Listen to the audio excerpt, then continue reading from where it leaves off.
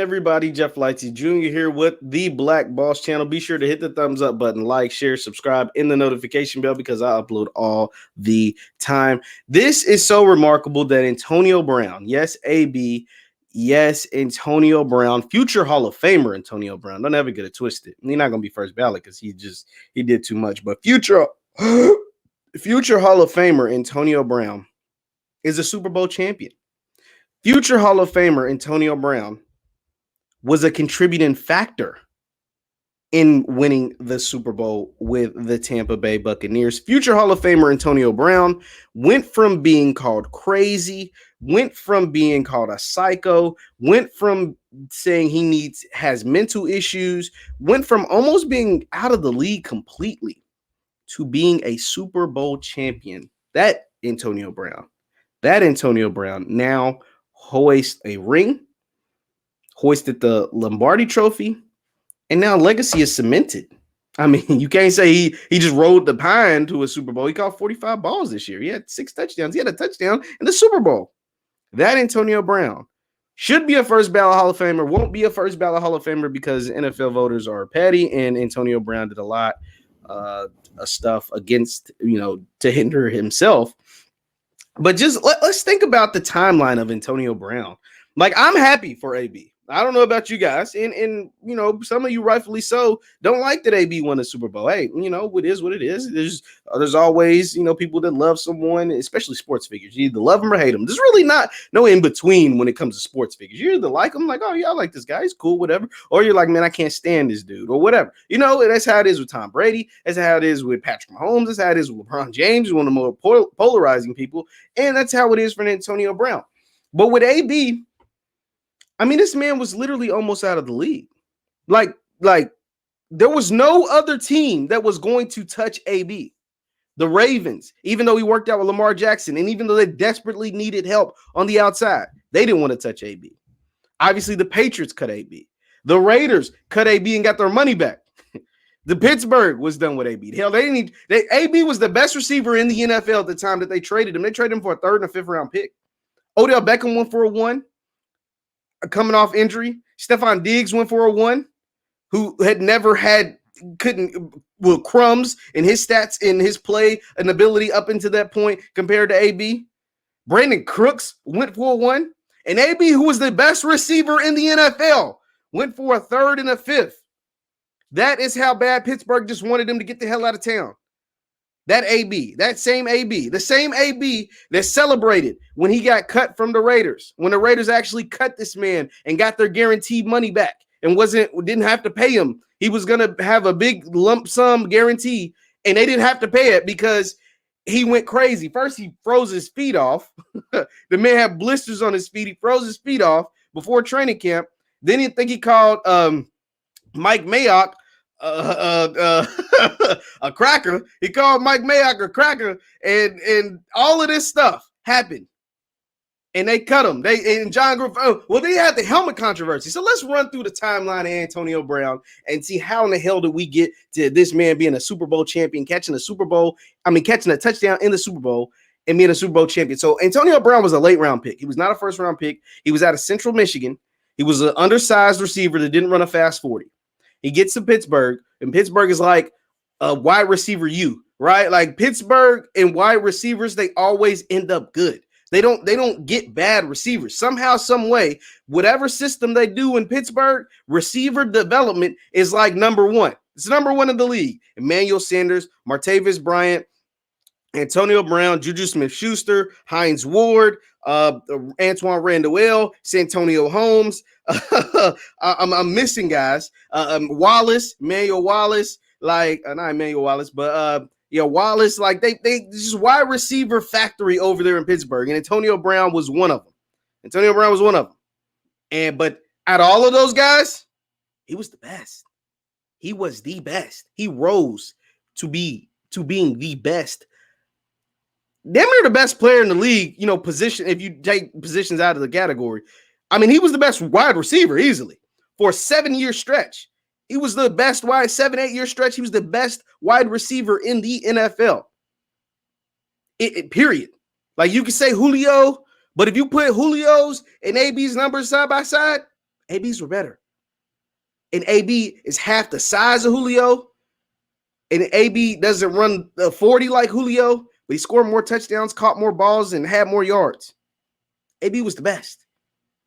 And so he was so good, obviously Pittsburgh gave him a contract, and he starts showing out. AB starts showing out. We got to call it a spade a spade.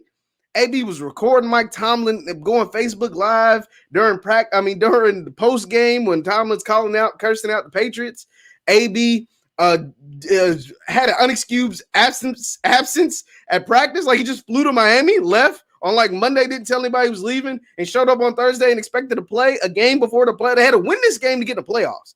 And he just takes off. He doesn't tell anybody, he takes off, whatever. And then obviously Pittsburgh didn't make the playoffs that year. Then after the season, he got on the team's nerves so much that the players, even though he was the best player on the team, not the best receiver on the team, not the best offensive player, he was the best player on the team. They vote Juju Smith-Schuster, who was the rookie. They vote him offensive MVP. AB was the best player on the team. And they vote Juju Smith-Schuster offensive MVP. Well, that pissed him off. He called this man Boo-Boo Smith-Schuster. He said, how you going to vote this man offensive MVP when he fumbled the game away? Because he had a critical fumble. He fumbled the season away. Critical fumble in that last game. AB missed. AB couldn't play because he was suspended because he missed a whole week of practice and didn't tell nobody. Allegedly, he didn't tell anybody he was coming. And Juju Smith fumbles the football. Pittsburgh loses the game. They don't make the playoffs. He probably wouldn't have made it anyway because I think somebody won that was supposed to lose. But regardless, he fumbled. So Pittsburgh had enough of AB. Him and Roethlisberger was getting into a little ticky-tack little stuff, and they chose Roethlisberger over AB. They shipped him out to Oakland or Las Vegas, the Raiders now. They're the Las Vegas Raiders, my team. Shout out to Al Davis. So they shipped him off to Oakland. I didn't even get a first-round pick. Didn't even get a first-round pick for AB. AB is the best receiver in the NFL this time. Just came off a season where he had 15 touchdowns, had like 1,400 yards, had over 100 catches. And they didn't even get a first-round pick for him. Got a third and a fifth. But they just wanted to get rid of him so bad. So shipped him off. Oakland gives him a big contract. A lot of guaranteed money. AB shows up to first. AB has this problem where the NFL is getting rid of outdated helmets. He was fighting the league tooth and nail to keep his old outdated helmet. It was like he just wanted to keep it. This Rydell that was super old, super outdated. He was fighting him tooth and nail. And John Gruden backed him. John Gruden was behind AB on this. He backed him. But obviously he's going to lose because the NFL is going to win every time. Then he shows up to camp with his feet frozen off. What I mean by that, AB had went into a hyperbolic chamber at like negative 50 degrees with no shoes, no socks on, and he had super nasty blisters on his feet. He couldn't practice. He couldn't play. When he eventually gets healthy, he finally gets the plan, but he's like skipping practices. He's getting on people's nerves, and it just looks like he doesn't want to be there. Looks like he just doesn't want to be there. Then he gets into a verbal altercation with Mike Mayock, who is the GM of the Raiders. Allegedly calls him a cracker. Raiders say, we done, man. We wiping our hands clean with it. They cut him. And in the midst of cutting him, AB records himself on the phone. It's two separate recordings. First, he records himself on the phone with John Gruden. Like, man, get it together, G. Like, come on, bro. We need you, man. You the best. I think you the best player in football. Not the best player on a team, the best player in the league. Please, just be an example for the team. He records that, puts it out there, whatever, just like showing, like, see, they need me. I'm AB. They need AB. And then he records himself when he gets the call, records himself video for him. When he gets the call that the Raiders have cut him, or that his agent called him, whatever, the Raiders cut him, he goes out celebrating, running around, whatever, all of that stuff. So then he gets cut by the Raiders, but Raiders had an ace up their sleeve. They said, we're cutting you because you're detrimental to the team, and because of that, we can get our guaranteed money back. So we don't owe you a dime. Yeah, he wasn't too happy about that. AB was not too happy about that. So at this point, he's looking kind of toxic, right? It's not looking very good. It's not looking very good at all. So only one team is willing to take a chance on him. Of course, the New England Patriots. Remember, AB is still the best receiver in the NFL. The New England Patriots have Tom Brady. The New England Patriots are in Super Bowl contention. every single year, all day, every day. And they go out and get AB in his first game as a Patriot.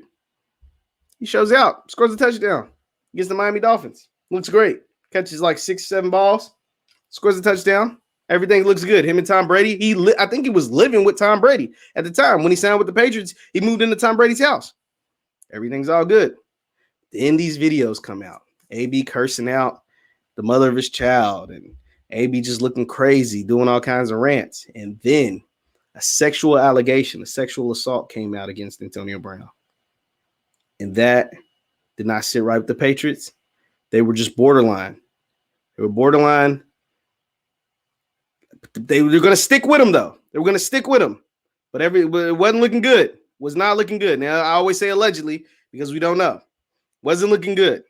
What happened was Antonio Brown allegedly sends text messages to the woman that's pressing these charges against him.